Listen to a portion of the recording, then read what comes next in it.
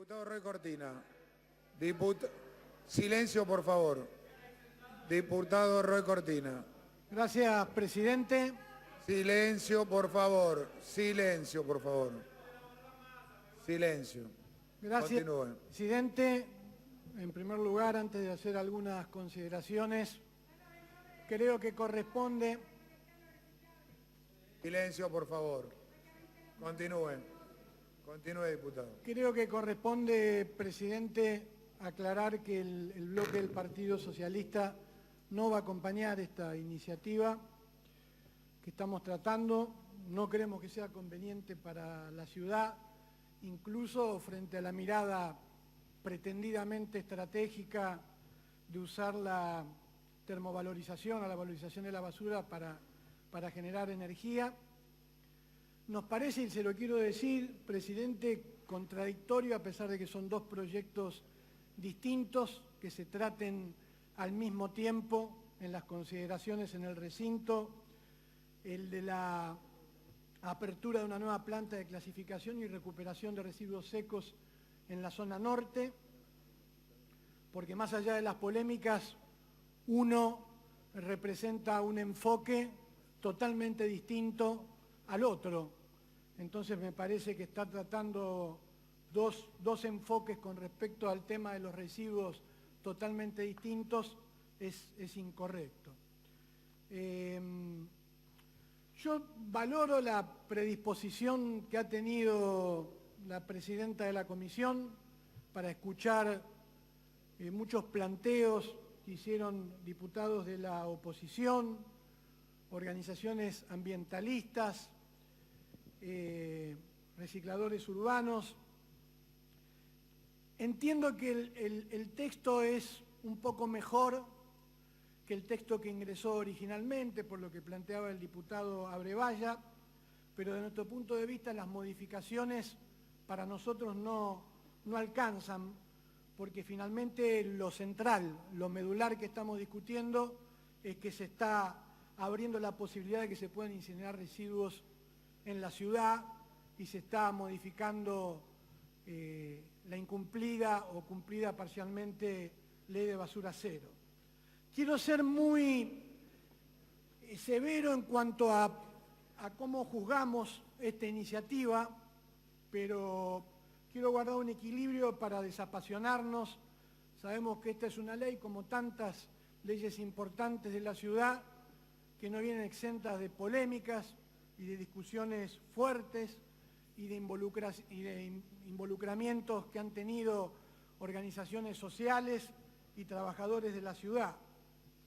Y además quiero ser cuidadoso porque sé que hay algunos diputados del oficialismo, quizás los menos, y algunos diputados de la oposición que la votan, que tienen una trayectoria en estudiar temas ambientales, como quien me antecedió en el uso de la palabra, en tener fuertes compromisos con la agenda ambiental que merecen nuestro respeto por su confianza en esta iniciativa, que no es la misma que tenemos nosotros, no es la confianza que tenemos nosotros, no en un gobierno, sino en la filosofía de la iniciativa, señor presidente. Lo primero que quiero decir es que la valorización no es algo nuevo en el mundo, está muy extendida esta técnica y esta manera de enfocar el tema del tratamiento de los residuos. Deberían contarse por cientos las plantas que existen en el mundo, sobre todo en países desarrollados. No pondría como ejemplo a Estados Unidos y a Rusia, porque más allá de algunos aspectos, junto con China, son un desastre en materia medioambiental, para con su propia sociedad y para con su propio pueblo.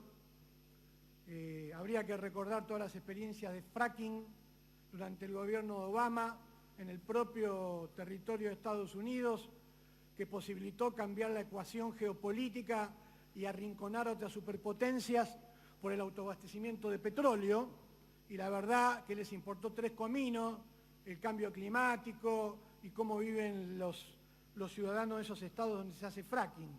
Así que no son buenos ejemplos, pero sí es verdad lo que planteaba Abrevaya, de que países desarrollados y que tienen un alto estándar de defensa del ambiente en Europa tienen estas plantas, que son muchas, y que están a la vanguardia de los enfoques, digamos, medioambientales.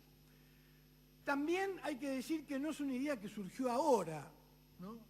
Cuando tratábamos la ley de basura cero, existía la valorización de residuos para generar energía. También cuando intentábamos sancionar leyes en el Congreso para prohibir la incineración, ¿no? Existía Internet, existían los viajes, ya se sabía que existía todo esto. O sea que no es un descubrimiento de los últimos años, es un cambio en la concepción que están planteando algunos con respecto a posiciones que tenían antes. No es el caso de Macri. Macri siempre quiso la incineración, pero algunos que la votan hoy han cambiado ese punto de vista porque defendían otros puntos de vista cuando ya existía la valorización de los residuos en el mundo, y era conocido. Lo segundo que hay que decir es que la polémica que se ha planteado de uno y de otro lado sigue existiendo y continúa entre los defensores y los que son críticos de este enfoque. Hay muchos que consideran que es ínfima la capacidad de contaminación, por eso fanfarronean con esto de que a 10 cuadras del Palacio del Liceo hay una planta a orillas del Sena, o todo lo que se ha dicho, ¿verdad?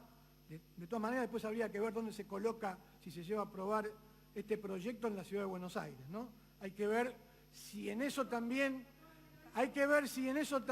van a hacer una consulta sencilla vía internet, como hacen con la Unicaba, si están a favor o en contra de que hay una planta incineradora en La Recoleta, a ver qué contestan los vecinos, ¿no? Pero yo lo que le diría es que efectivamente hay gente que defiende, hay especialistas y empresas y intereses económicos que defienden esto y ambientalistas también, que aseguran que hay otras actividades, también como lo planteaba el diputado Abrevaya con las centrales termoeléctricas, que a mí me llega el olor permanentemente de la chimenea esa, que por supuesto contaminan mucho más, y que también es verdad que los países que tienen estas plantas reciclan casi entre el 60 y el 70% de la basura, ¿no? De hecho, el texto que nosotros tenemos en las bancas se remite a directivas del Parlamento Europeo apoyando estas plantas en el año 2008 y 2010. Ahora, dicho todo esto, para un lado, también hay que señalar que el mismo Parlamento, mejor dicho, la Comisión Europea, le recomienda al Parlamento, no en el 2008 y en el 2010, sino el año pasado, en el 2017, que se desaliente la termovalorización y que se priorice a una verdadera transición a la economía circular. Fíjese lo que plantea el Comité Económico y Social Europeo el año pasado. Sostiene expresamente que, entre comillas, excepto en algunas circunstancias muy específicas y dados los avances tecnológicos, no es probable que la incineración sea la solución más eficiente en el uso de los recursos o idónea para afrontar los retos de la gestión de residuos, al tiempo que promueve la eliminación de las subvenciones nacionales que estas instalaciones reciben y desaconseja las nuevas inversiones en ese ámbito.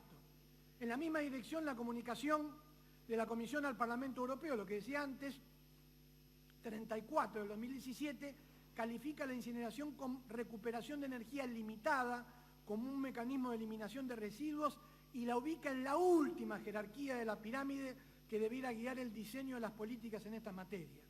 Además, a los países donde prima el sistema de rellenos o vertederos, como ocurre en nuestra área metropolitana, les recomienda avanzar en la recogida selectiva, el desarrollo de infraestructura de reciclado y la generación de energía a través de la digestión anaeróbica.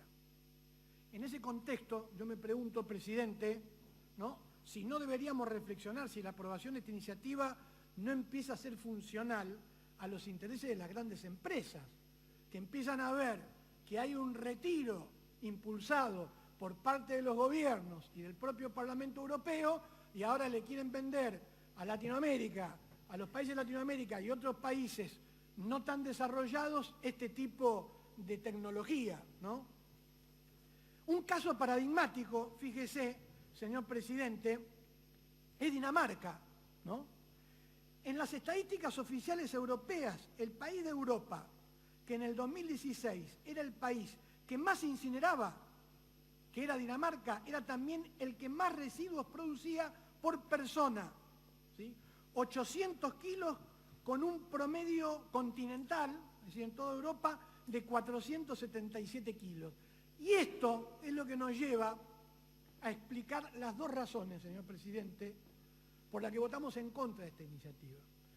Son dos razones. En primer lugar, el enfoque, o sea, la cosmovisión que tenemos, y ahora lo voy a desarrollar. Y en segundo lugar, por prudencia y desconfianza. Mire, señor presidente, nadie tiene resuelto el problema de la basura, y a juzgar por la inercia del modelo económico que vivimos de despilfarro a escala civilizatoria y mundial, que está conectado con la desigualdad y la pobreza, que está conectado con el debate del cambio climático, que está conectado con la automatización en la industria del trabajo, y por supuesto esto tiene un impacto en el empleo y en el desempleo. Todo indica que con este modelo el camino que ha tomado la humanidad lamentablemente va a durar mucho, muchísimo. Entonces, cuando se trata de una causa justa, que tiene un largo camino por recorrer, pero al mismo tiempo y paradojalmente, con grandes posibilidades que se resuelva de manera positiva, porque al fin y al cabo, ni los débiles ni los poderosos van a querer en algún momento determinado que la humanidad desaparezca. En esa situación, y en un caso así, lo que es conveniente preservar en ese camino largo a recorrer es el enfoque, la cosmovisión de por qué sucede lo que sucede, señor presidente. Y lo que sucede es producto de un modelo que está destinado a producir basura, porque se basa en una economía de producción masiva de bienes, hiperdiversificada, de bienes fácilmente reemplazables, que están estimulando a la humanidad a consumirlo de manera exacerbada a través de los medios de comunicación. Y esta es la famosa economía lineal del desecho, que se contrapone a otro enfoque, a los que pensamos que la economía circular es mucho más funcional al medio ambiente, a una vida distinta del ser humano en este planeta, que permite resolver muchos problemas económicos, sociales y ambientales, como el de la basura. Por eso pensamos que este enfoque no puede alentar la incineración, ni siquiera con la excusa de valorizar los desechos para producir energía. Por eso le explicaba el caso paradigmático de Dinamarca. Lo que sucede con estas tecnologías, señor presidente, que tienen una lógica doble. Por un lado, el dinero que el Estado no gasta, o mejor dicho, el dinero que el Estado gasta para controlar estas tecnologías, o en subsidios, porque después quiero adelantarle, señor presidente, que tengo mucho miedo que esto se termine subsidiando como sucede con otras concesiones privadas. El dinero que se invierte en subsidios de estas plantas no se lo invierte en concientizar y en fortalecer las políticas de recuperación y reciclado. Y por el otro lado, por eso digo que es doble, los privados que invierten en estas costosísimas plantas requieren basura, si no la ecuación económica no cierra. Y la ecuación no funciona porque el Estado le tiene que pedir a esas plantas que el mercado energético sea un destino. Y el privado lo que va a querer es que el mercado energético sea una demanda. Las incineradoras generan una sexta parte de la energía para fabricar los productos que luego son utilizados en esa incineración. Es una ecuación que no le cierra a la sociedad. no es útil. Finalmente, lo que se termina haciendo, como vimos en algunos países europeos, es importar basura, una vez que se acaba la basura que se produce en el país de origen.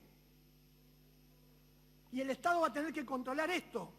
Entonces, señor presidente, algunos dicen, algo tenemos que hacer para detener el problema que vamos a tener en poco tiempo con el tema del SEANSE. Más allá de lo que dijo el diputado Recalde, es correcto, hace tiempo que se viene planteando esto. Hay que ver si son siempre los 5 años que se plantea cada 5 años.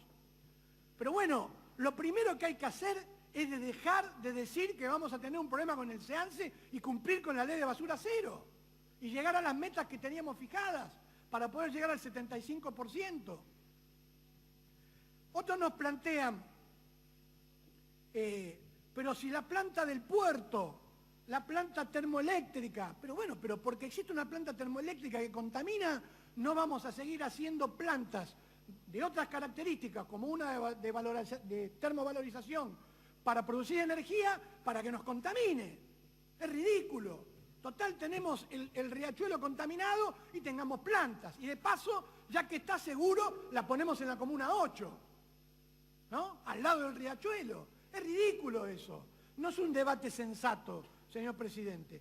Yo tengo una visión, para ir terminando, señor presidente, que en realidad va a contramano de lo que dijeron algunos diputados de la oposición, y que seguramente no han dicho los diputados del oficialismo, que es que la ley de basura cero, yo tengo una visión más optimista, si bien no cumplió las metas y no cumplió los plazos, sirvió para demostrar que, como dicen ustedes en su consigna electoral, si hay voluntad política, se puede. Porque, ¿por qué ustedes en el 2004 tenían 4.100 toneladas por día de basura, ¿sí? que mandaban al SEAMSE? En el 2012 habían llegado al pico, tenían casi 5.900, y después que sucedió lo de la amenaza de Scioli, al día de hoy pasaron a 2.900 toneladas, o sea, bajaron el 25%. Si se pudo bajar el 25%, quiere decir que si se ponen más recursos, se puede llegar en las fechas que se planteaba al 50%, al 65% y al 75%. Pero para eso hay que priorizar en qué se invierte el presupuesto. Entonces, señor presidente, por eso pienso que es un error. Y después, por último, ¿por qué hablo de prudencia y de desconfianza? Porque hay mucha polémica en el mundo sobre cuán costoso es el control. Y las aguas están divididas, si aún así no contamina, ¿no? Como lo dije al principio. ¿Por qué poner en riesgo a la ciudad? Si la mitad de la biblioteca dice una cosa y la mitad otra. Me hablan de los renglones que garantizan los estándares europeos que ustedes le han agregado al dictamen. Acá estamos hablando de la salud de la gente, de la salud del pueblo de la ciudad de Buenos Aires y de parte del conurbano. ¿A usted le parece que por 2 renglones podemos estar seguros y confiar? Este gobierno, el anterior y el anterior no han cumplido con artículos de la Constitución Nacional. Hoy no se cumple con artículos de la Constitución, perdón, de la Constitución de la ciudad, quise decir, de la Constitución de la ciudad, que son muchísimo menos dañinos para la salud de los porteños. No se cumple con la descentralización, no se cumple con algo tan sencillo como que funcionen las comunas, no se cumple con un artículo tan elemental como que el presupuesto que se hace en las comunas es un presupuesto participativo. Algo tan sencillo como eso no afecta en general a ninguna gran empresa, no afecta intereses de estas características y no se cumple. ¿A usted le parece que yo voy a estar tranquilo, que voy a votar una ley, que voy a confiar porque en 2 renglones van a poner que se va a cuidar esto con estándares de la Unión Europea? Cuando no se cumple con gran parte o con una parte importante de la Constitución de la ciudad. ¿Quién le va a decir a la empresa que sus ganancias se subordinen hasta llegar al 75% del reciclaje. No va a suceder. ¿Sabe cómo termina? Con un no control o con un subsidio del Estado, porque la ecuación económica no va a dar. Pero además no va a ser la primera vez en la Argentina. Si sucede con el subte, sucede con las empresas privatizadas nacionales, con este gobierno y con el anterior. Si vivimos de subsidio en subsidio y no funcionan y tenemos corte de luz y encima nos meten el tarifazo, el problema son las empresas. Eso ya se sabe. Ahora, con esas empresas se joroba con el transporte, se joroba con la salud psíquica y mental y física de la gente, se joroba con la luz, se joroba con los ancianos que viven en un séptimo, octavo piso y tienen corte de luz durante 10 días, se joroba con un montón de cosas. Con esto se va a estar jorobando, por eso no confiamos, con lo que respiramos. Pobres, ricos, todos. El que vive en la Recoleta, si lo pone en el sur también le va a llegar. Díganselo en la encuesta que le van a enviar a los vecinos de la Recoleta y de Colegial. También le va a llegar la contaminación, porque eso también lo dicen los especialistas. Entonces, ¿quién va a garantizar que la empresa no termine siendo subsidiada? Nadie, señor presidente. ¿De dónde vamos a sacar la tecnología para controlar? Si la tecnología es carísima, no tenemos la posibilidad de hacerla nosotros. ¿Cómo la vamos a controlar? Nos van a decir cómo controlarla las propias empresas que vienen a llevar adelante una ecuación económica y que no están en sus países. Y que cuando van a otros países del mundo no desarrollado actúan de otra manera. Los suecos dejan de ser suecos cuando vienen a Latinoamérica. Los alemanes dejan de ser alemanes cuando vienen a Latinoamérica. Y los finlandeses lo mismo. Esta es la verdad. Por eso, por una cuestión de enfoque, le puedo decir a una persona que está todo el tiempo repitiéndome, ¿no? Me tiene loco el oído. A ver, por favor. Bueno, te callás un poco. Usted fue diputada, le pido un favor. Callate un poco, hermano. Continúe, diputado. Sí, no, con razón. Sí. Bueno. No, por estas razones de enfoque y de desconfianza que tengo en este proyecto es porque sugiero que no se trate y que se vote en contra y por lo tanto nuestro bloque, el bloque del Partido Socialista, tiene un voto contrario a esta iniciativa que estamos discutiendo. Muchas gracias. Gracias, diputado. Estamos votando el artículo 3. Voten, por favor, diputados. Estamos votando el artículo 3. Diputados que faltan votar. Diputado Solano. Diputada Muiño. Estamos votando el artículo 3.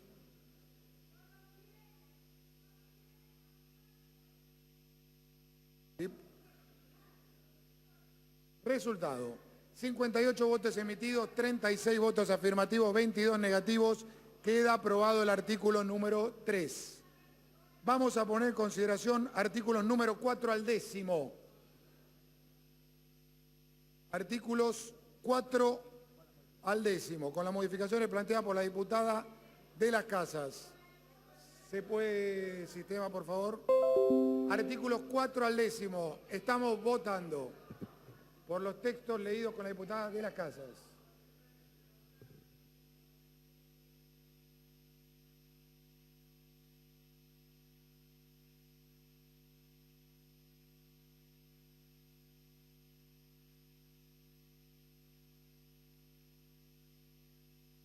Diputado Marías.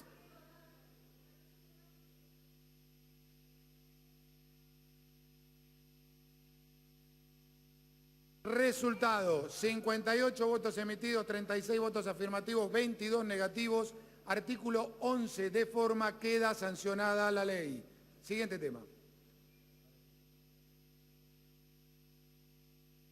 Bueno, vamos a poner a consideración el siguiente despacho, que es el despacho número 82, porque se hizo debate en conjunto.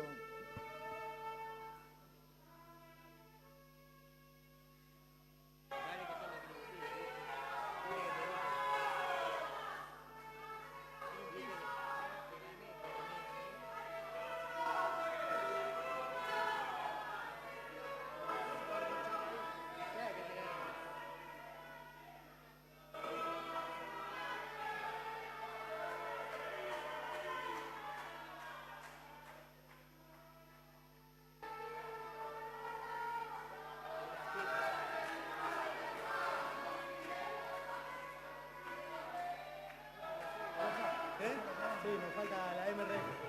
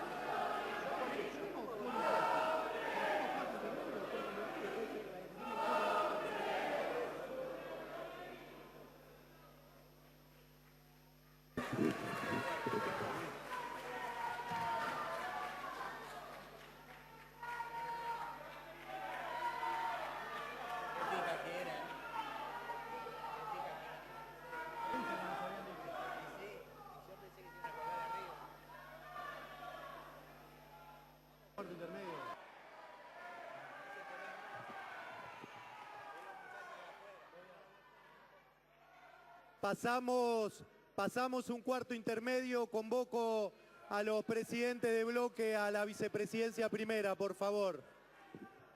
Reitero, pasamos un cuarto intermedio. Convoco a los presidentes de bloque a una reunión en vicepresidencia primera.